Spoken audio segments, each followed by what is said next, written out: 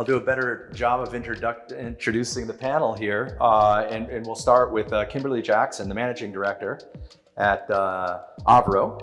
And Kimberly comes to us most recently from New York, but I'm glad to have you come here and stay with us in Miami. Liora Haymann is the managing partner at OBM International, OBMI. And thank you very much for being with us here tonight too. And Kaye is the Director of Development Operations at OKO Group. So big round of applause for the panelists again.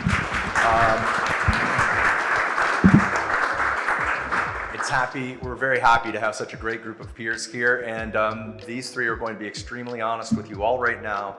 And they're going to tell Andrew if he's correct with all this data. Do you agree? Is Andrew on target? Do you see something differently in your travels and in your businesses? And to start with you, Kimberly. Actually, I don't. I actually think you are pretty much on target here. One of the things that I actually like to talk about, and I want to bring it to this panel right now, it's, we're talking about hospitality and how that's, being, you're comparing that to condo spaces. And so what are you seeing as far as hospitality in condo spaces, and how is hospitality being brought into our residence spaces? And I know that we're doing a lot with that because we are a hospitality firm at AVROKO, and we're doing a lot of multifamily, and we're doing a lot of condo buildings, even though our bread and butter is really hotels and restaurants. And so I'm curious as to what everybody else is finding as well, as far as the hospitality kind of moving towards the more residential condo spaces.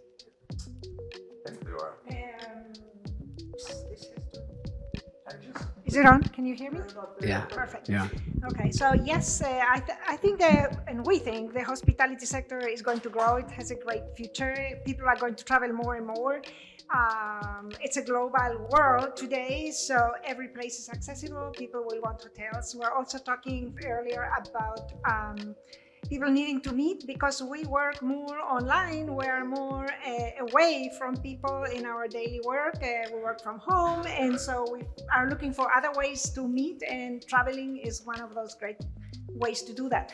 We do see residential integrated into our hotel projects. We work a lot also on resort projects, not only urban. Actually, most of our projects are not so urban, and we always see residential incorporated. You like the numbers, for the business to work.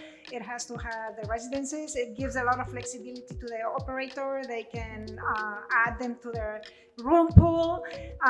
For investors, is also individual investors who are buying the residences. They can get some kind of income out of it if they put it into the hotel pool. So I think that's a trend to stay. The other trend we see in those residences is that compared to what we saw years ago, they're larger. We see more luxury trending to larger units generally. Mm-hmm. Yes. So on the residential side, luxury is ubiquitous, I think, here in South Florida for sure. And we see that through the introduction of, we're talking about brands. Some of that is brand development and management. Some of it is just licensing. The idea of connecting with a brand and luxury and how you live, and the amenity package and offering. It's much more robust. And we talked about earlier, we're talking about culinary. And I think you see that through the introduction of restaurants taking a lead in terms of leading with a restaurant. We see projects now that are actually co-branding with luxury restaurant operators.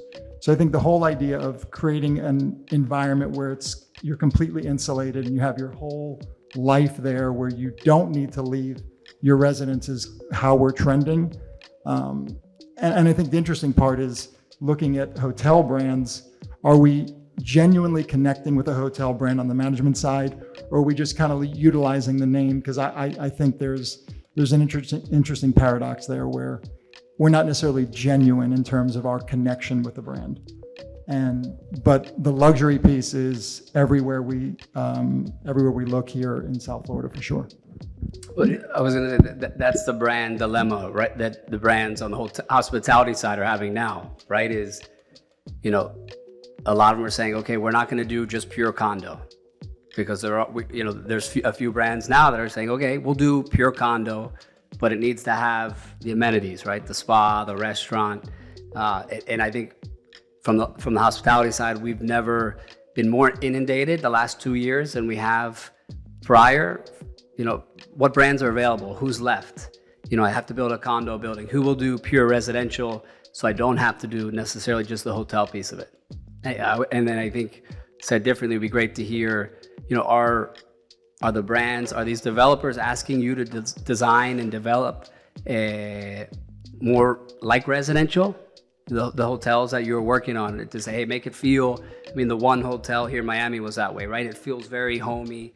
It's got the wood environment. Are you getting requests to say, hey, make this more look residential than hotel, or vice versa? I think we're getting a little bit of both, and it depends on which direction the ownership team leans.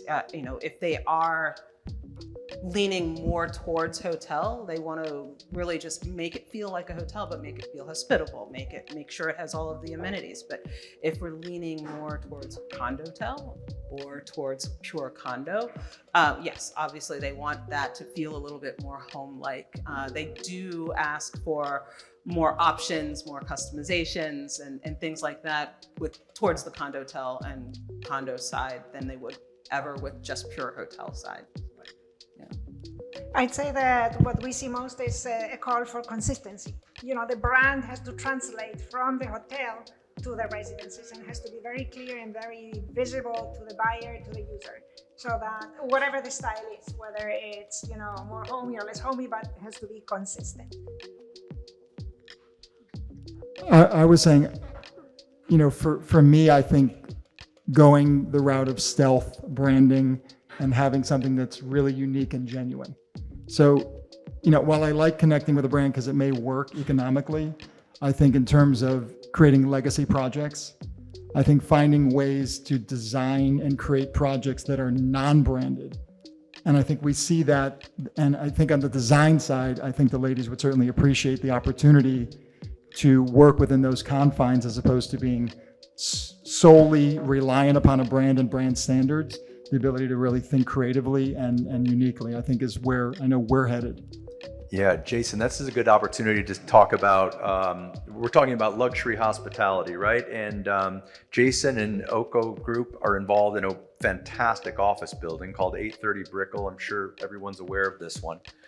That's a brand, right? It's your brand, 830 Brickell, and you're doing a lot of things in an office building that haven't been seen before. Can you talk about your design choices, the programming of the building, the curating of the tenants, some of those things that where hospitality is applying to the office market?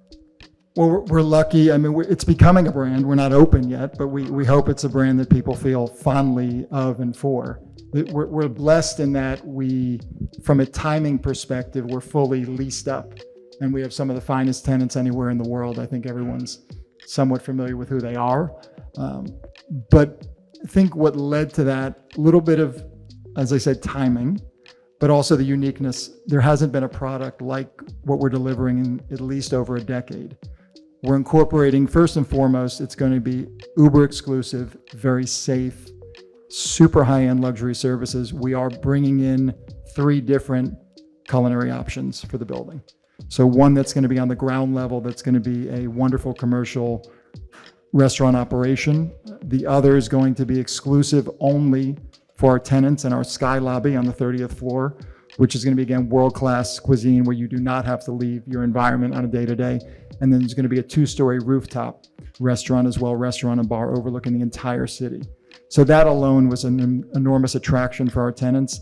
And then, of course, we're incorporating within that, we're bringing in world-class fitness, world-class lifestyle, spa, things of that nature, so that you really don't have to leave. You're in the hub of everything in Brickell, but you've got everything there at the highest of levels that you'd associate with ultimate luxury. So, Liora, what is your take on the well-being, the luxury living, well-being, the luxury offerings and amenities that you're finding? They go above and beyond standard or a typical spa experience in the hospitality assets that you're creating? Yeah, so wellness. Wellness is a big topic and it's expanding, and maybe we can see it from maybe four, maybe 5 factors. One is wellness is not a spa and massages. Now we talk about whole wellness, meaning it's about physical, emotional, spiritual, and health. So it's a much larger concept and it involves your lifestyle as a whole. So a lot of services can be proposed that come out of this concept, and a lot more involvement of people into this wellness concept. Second is the bridging or crossover between Western and Eastern. So that brings another whole layer, and on top of it, indigenous practices become also very important. So wellness is also a cultural experience from that perspective and an exploration. The third layer is again, there's a crossover or a trend to blend what we will call, I don't know what to call it, traditional wellness or recreational wellness with medical wellness. Medical wellness being based on science and high tech. And so that's a new trend that we see coming very strongly.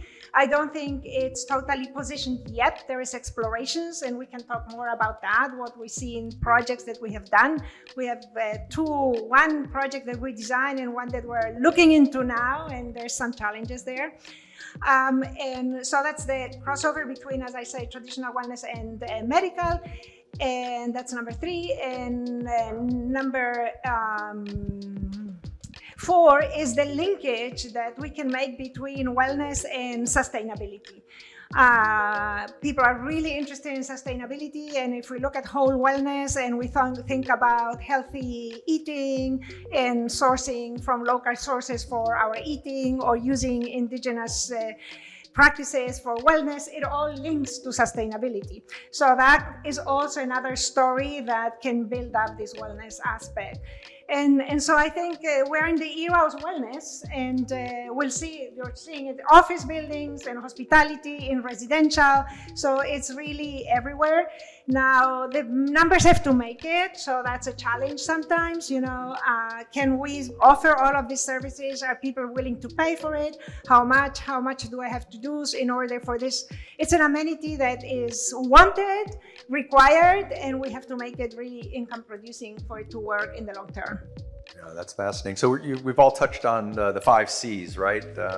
And culture, cuisine, community experience, content, and customization. Kimberly, let's talk about customization a little bit. There's a famous designer from New York who came to Miami and built some hotels, Morris Lapidus, whose autobiography is "Too much is never enough."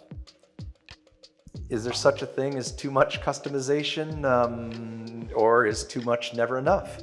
Well, I think that would be up to the people paying for it. I think with us, there's a little bit too much customization when it comes to design. We really want to be able to create an environment that will speak to the guest or the owner of the condo or whoever it might be. But at the same time, if we give too much fluidity, that concept, that design narrative gets lost. It gets lost in the shuffle. And so I think it's nice to have options. It's nice to give options, but we want to kind of tailor those options so it remains a luxury product, and you're not also tasking the owner or the guest with making too many choices, right? You just want to provide them a space. And we were talking about that earlier. Yeah. So true. Yeah, really.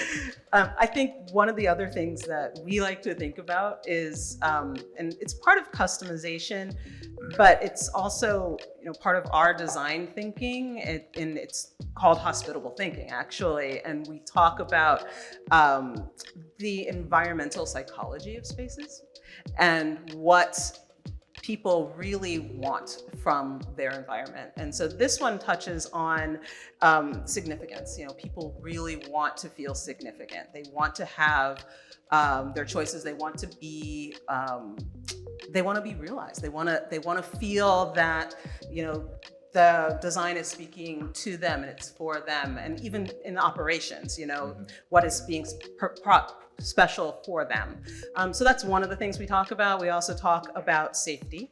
And safety can mean a lot of things. Safety can just mean having your favorite restaurant downstairs and having the safe environment of your routine, but it can speak to a lot of things as well. And then surprise, we want to bring an element of surprise something to someone, to somewhere at some point. You want to walk into a space and feel uplifted, right? And so I think when you get too much customization involved, you're tasking the person with something as opposed to providing the guest or the condo owner with an environment, a complete environment. I'm huge on customization.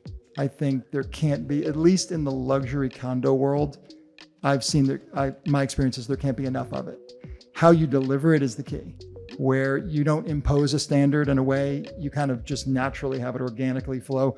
The benefit we have in the condo world, and you know this, David, is that we have the benefit of getting to know our client oftentimes well before they walk through the door.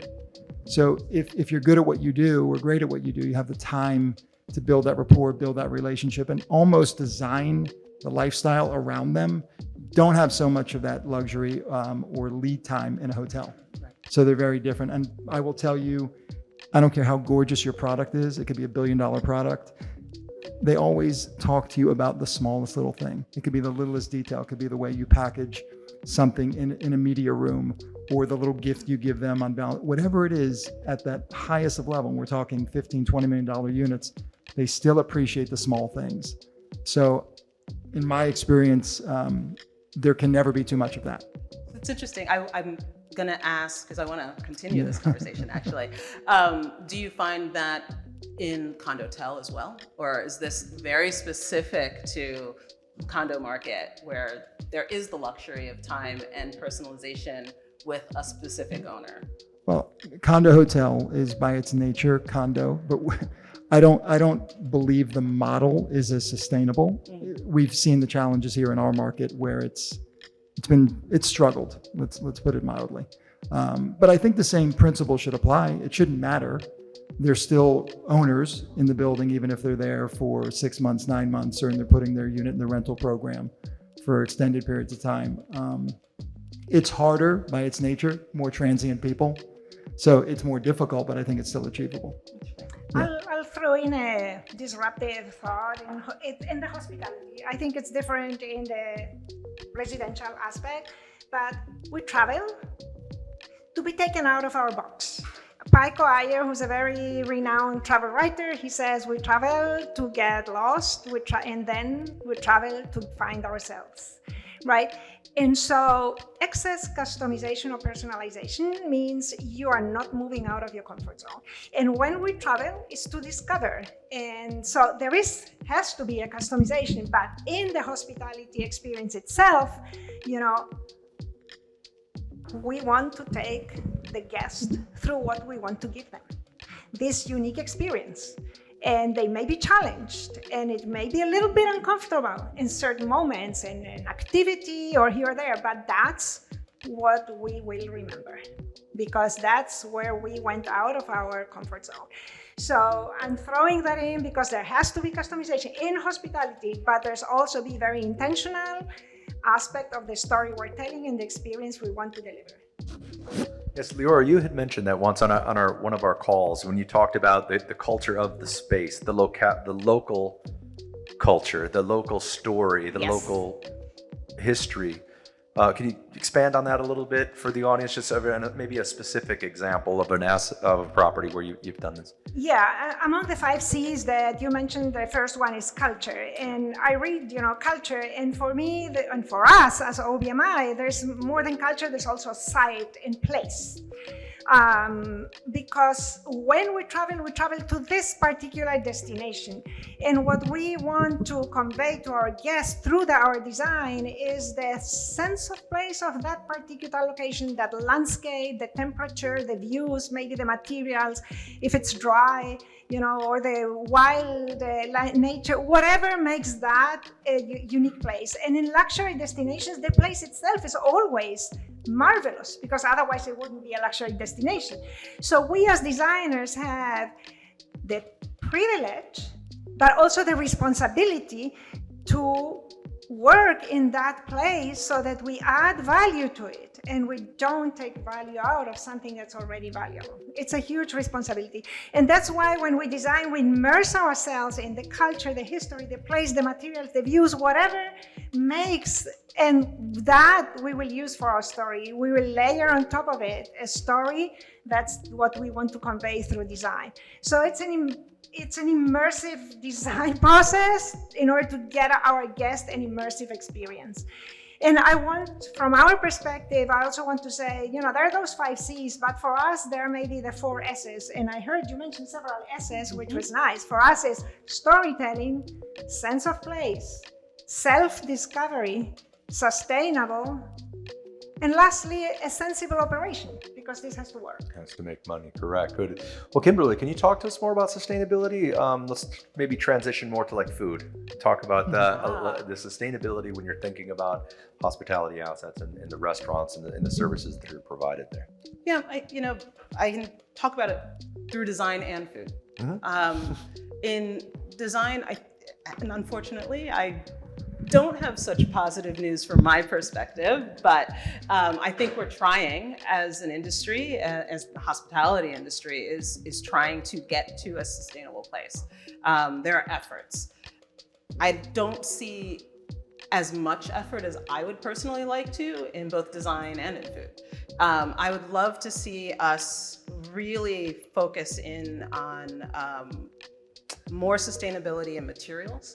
Yes, there is definitely, we're seeing much more reclaimed wood or sustainably harvested forestry and things like that, but we're also still putting in a lot of vinyls and in things even in the luxury sector that just aren't sustainable. From wall coverings to flooring materials to things like that, alongside with our sustainable wood. And so there's efforts, but there needs to be more effort. And then I think the same thing with food. We do have locally sourced foods and things like that. We're seeing a lot of that in the luxury markets, and you see a lot of that in resorts.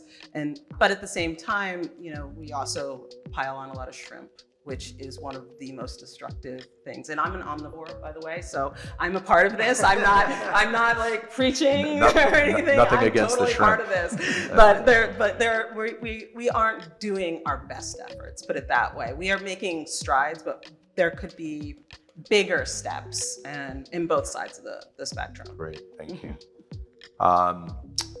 Well, thank you for that. And let's think about an investor's perspective on, sustainability as a business model. What's your take on this trend with the major food groups, the major food group and the other major food groups acquiring real estate assets within a project or and then entering into the business of branding? Any thoughts on that idea?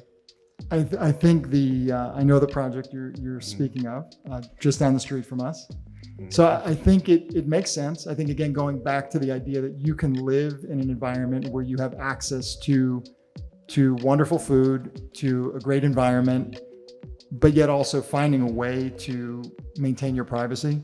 Because I think it's going to be challenging in that environment where you're bringing in, obviously, droves of people that love the brand.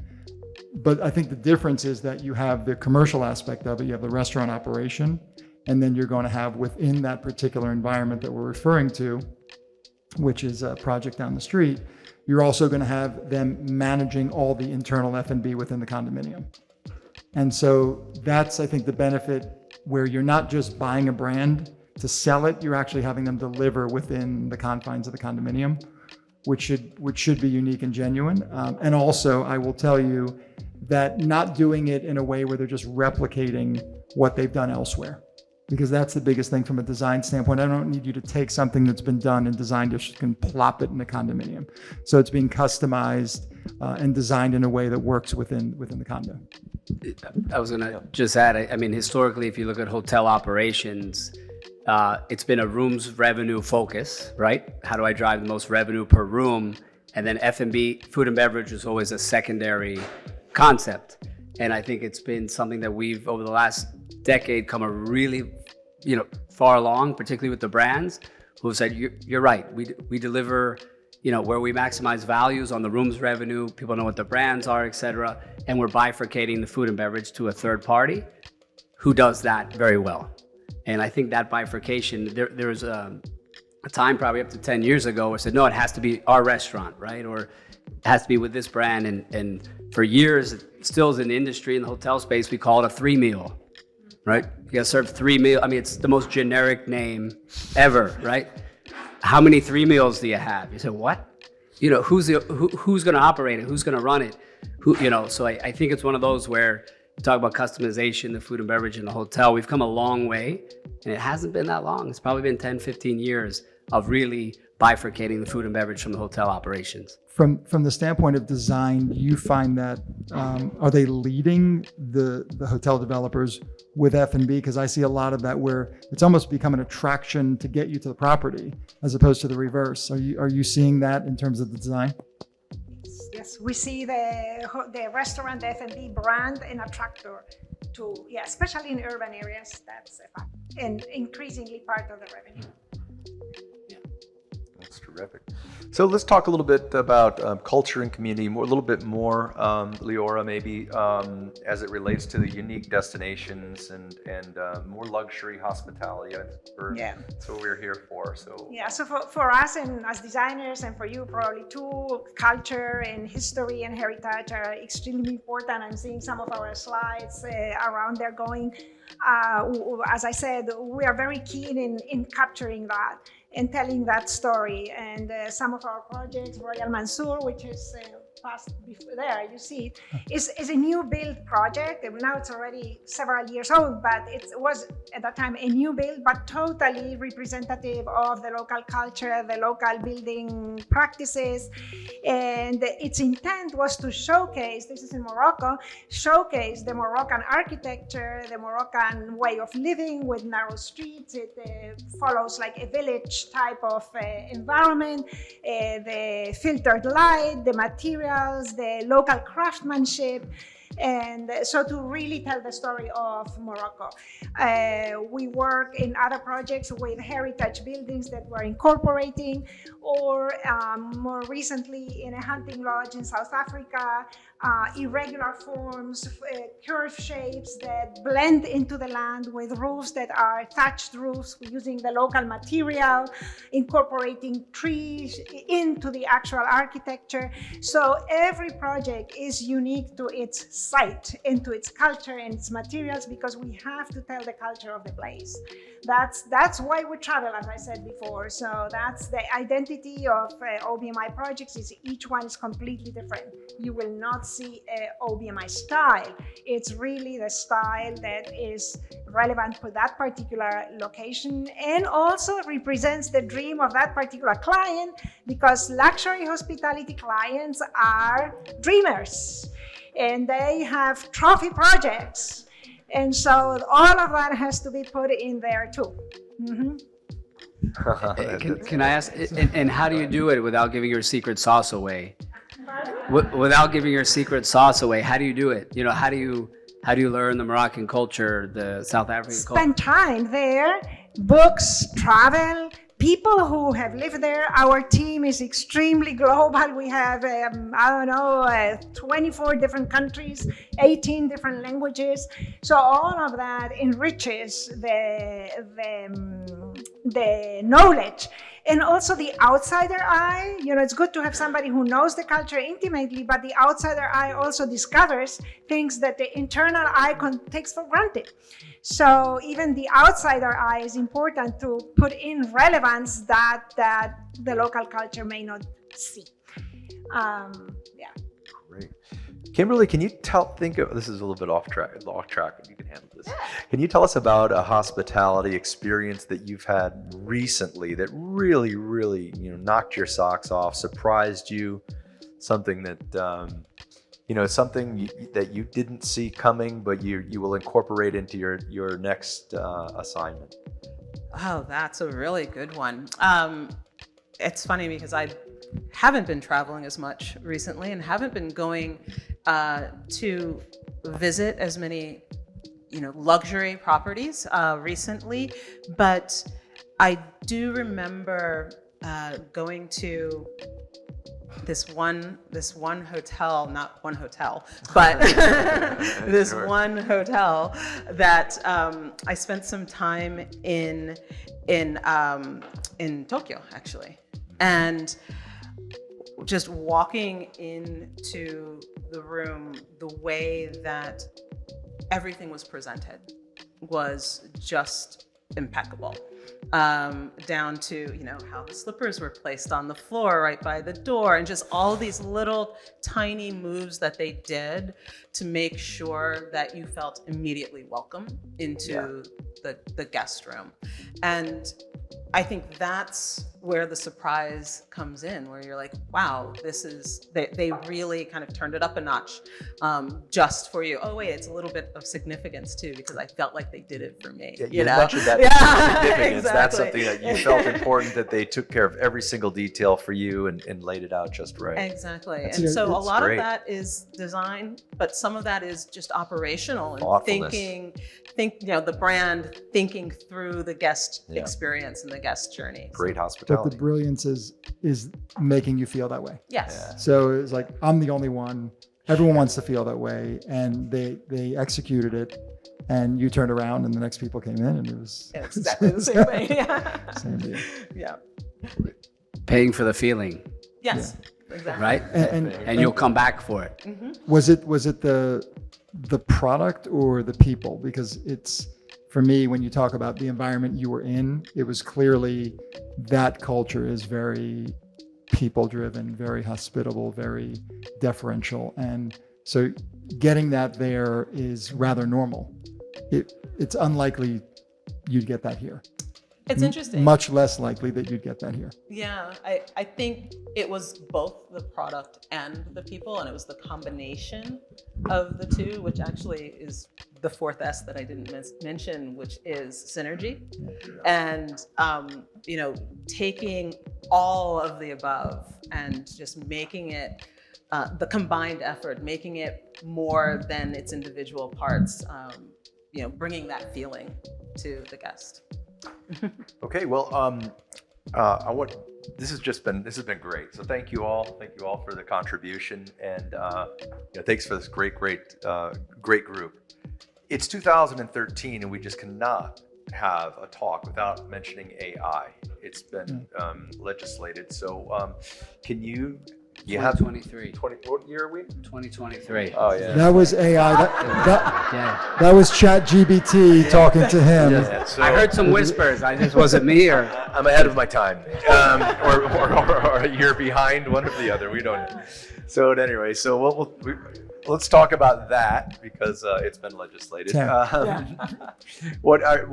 Jason? What are your take? Is there a place that you see a useful purpose for AI in putting together From a business project? perspective, huge. Yeah. From a business perspective, it's huge because in the hotel world, in the condo world, everything is geared around obviously data.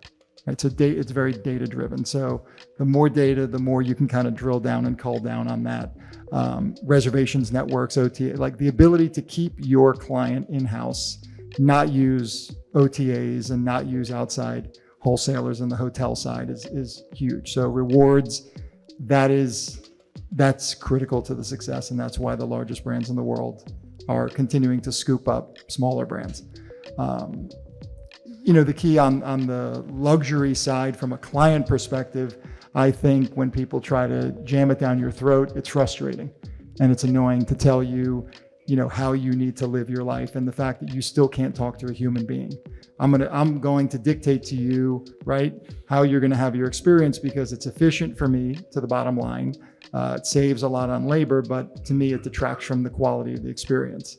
So I think finding that perfect blend of where you're going to use technology, I think it should be used on the business side, but the back end, I don't like necessarily imposing it on the client. 100% agreed on that. Any thoughts, Liora? What do you think? Well, we are explorers and always looking for innovation. So we use artificial intelligence, or we use using to explore images in design early on.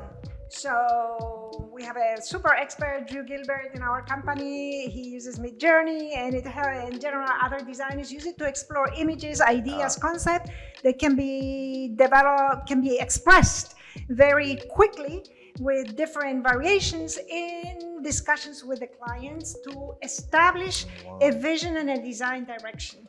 And a picture is 1,000 words. So getting that ahead of the game helps in the design process. Doing this at the beginning doesn't change the design process later. It doesn't take anything out of the design process, but it just helps us define what the vision is earlier on, so that the design and the refinement can go in the right direction without that many backs and forth. Yeah, we used to do the renderings at the end of the design.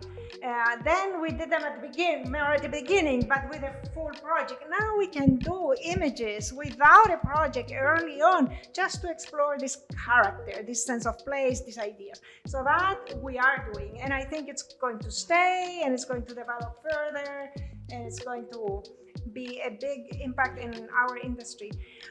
Another aspect that I think is worth mentioning is that we see a future in virtual reality and liminal spaces influencing hospitality design. For example, meeting rooms, conference rooms, they're bland, but they could be transformed if those walls were capable of taking virtual reality or any other type of Augmented reality. And so we can create amazing immersive experiences for weddings, for events. And so how are we going to build these spaces so that they're capable to take that? We at OBMI have an innovation lab, and in the innovation lab we have explored what we call the room of the future. And so you're in your room, and it's an exploration, but it's explorations, open ideas. You're in your room, and the walls transform, and it can be, happier. It can be more intimate. It has different moods, and so you can have different experiences or cater to a more personalized type of experience depending on how you treat your room. So I think all of those things are coming. Fascinating. Thoughts? What do you think about this AI, this AI in 2002? Well, it is interesting because we're using it in the same way that you are. We're just starting to really explore it for those kind of pre-concept imagery. And I do think it does aid the design team because they're putting the script into Midjourney. It's not that we're just saying Midjourney just design something for us. Our designers are actually putting in exactly what they want to see. It's just the process of those images being almost immediate based on what their designers are thinking. And then, of course, as you mentioned, we'll still go through the design process. We'll still do all of that. But it's a boon for us. Yeah. For us, it's a tool to use. Yeah, they say it's the magician, not the wand, right? It's a tool, but it seems to speed the process, at least get quicker feedback from the client as you move along the design journey, right? And I'll add another interesting thing that I think that happens in this process is because these tools allow to create shapes that are out of the box. They're unusual. They may even be unbuildable. but they capture the interest and the imagination of the developers, the builders, the clients, the users. It will push the building technology in that direction. It will push the design tools, Revit and everything we use, into the ability to transform that into a real project. It will push engineering in those directions. It may take 20 years, but yeah, imagination